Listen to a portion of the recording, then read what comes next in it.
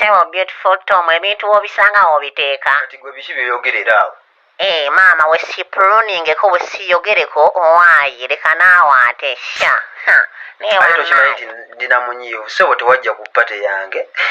Saasobola nali sirina yadde ekirabo nga sola kujja ku baby shower y'omukwano nali sirinaamu.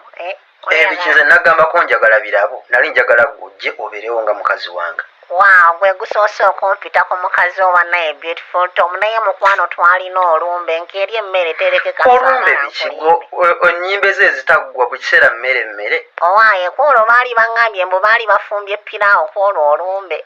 Ne kalina ojja n'olaba kineene eki. Kati gwe oli mukazi ki gwe oli mukazi wange? Ndi mukazi w'omu bw'oti Princess Namata tonneerabira mukwano tovudde wala darlings. Namata?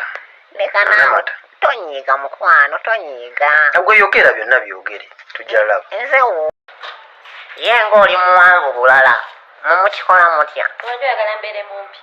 Maama tonvuma nno tonkuba. Kwata kimanyi nti ffe abawanvu ffe tuli. Jangu nno nkuweregereko.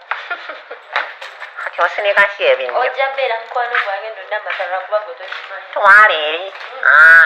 Okisatiisa. Bonna abakazi b'owalana. Nze kyaliwo asinga okwagala. Komawo wano okyogere wano Namata nze kyaliwo asinga okwagala. Ayina. Weesonyiwe beautiful Tom yadde mukola video naye nze simikkiriza. Nze ndi faaniwo ekyo tekisoboka nkyamulabira ddala. Ayina oli spectator wange. Nnyo. Nze ndi faaniwo by the kwagala nnyo Namata. Naye nze nno sikwagala.